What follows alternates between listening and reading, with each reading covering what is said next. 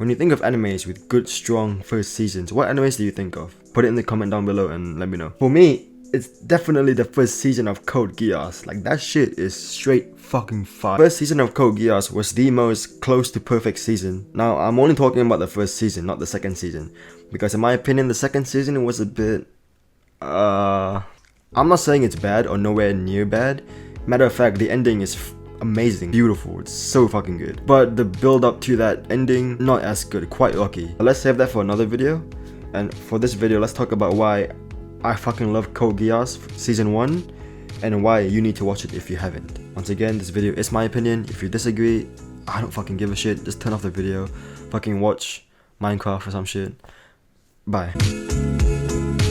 Now, if you're gonna go into the show expecting just full-on action of mecha mess and all that stuff, throw that expectation away. Yes, there is mecha action and there is some Michael Bay shit going on. It's not really the usual type of mecha action you would see in other mecha animes like Darling in the Franxx, NGE, Gundam series. It's nothing like that. Compared to those big time mecha animes, this is really grounded and really just not all that crazy. Where the other mecha animes revolve around mechas and kinda needed to drive the show or drive the plot of the show, Code Geass is more so of a war political story. Just so happens to involve mecha animes and fucking manipulation powers. Now, this may be like a stretch, but I don't fucking know how else I can explain it.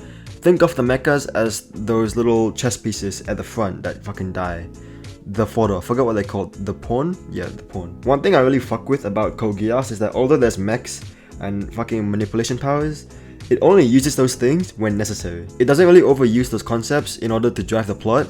Matter of fact, some of my favorite scenes from this entire show involve little to zero mechs or little to zero manipulation powers. Sometimes even both. Now, Lelouch as a character is so fucking goated, if I'm being completely honest. Whenever he's in a situation when he's about to get bumfucked by everyone, he always has some sort of plan to get them out of there. And what makes it even better sometimes is that most of these plans don't even work out in his favor. And it's always because of this guy right here, Suzaku. Suzaku as a character works so well as a counter towards Lelouch. Where Lelouch wishes to create a new peaceful world by destroying the old world, Suzaku is the opposite. He tries to create a new peaceful world through the old corrupt world. And seeing Lelouch and his Black Knights get fucking soloed by Suzaku is really satisfying because it just has this continuous back and forth. You don't know who's gonna win the next fight. With some animes with characters similar to Lelouch, everything goes his way. It gets really boring and repetitive after a while. In Code Geass, it's quite the opposite. You don't know who's gonna win the next altercation. Gets you off your toes, curling your toes, up your...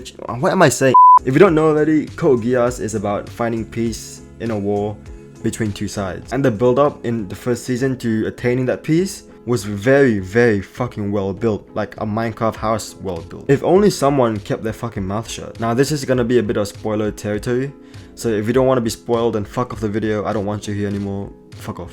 So towards the end of the season, we see that Lelouch and Euphemia are coming into peace negotiations, leaving everyone happy. With all honesty, this ending, not the best, but it would have been a nice, satisfying ending, you know. The goal was to find peace, and he found peace. But anyways, during the negotiations, the Geass, Lelouch's little Geass, starts fucking up, and Euphemia starts rumbling all the Japanese people. I've seen complaints saying that, you know, this was a very cheap way to reignite the hatred from both sides and to start the second season. Although I do see the point in that, I do see, you know, what they're trying to say. It's not like it was out of nowhere. You know, Lelouch and Euphemia, they were close from very little. So they have this level of comfortability, you know, they can joke around with, like how I joke around with their mom every single night. Plus, the episode with Mao, that was just teasing us about what Lelouch's fate was gonna be like. So it's not like it came out of nowhere. So although I do agree that, you know, it could have been executed better, like this wasn't the best way to go about it, still didn't come out of nowhere, and I don't think it was that cheap. And it brought us to the second season, which brought us the most perfect ending in all of anime. But I will talk about that in another video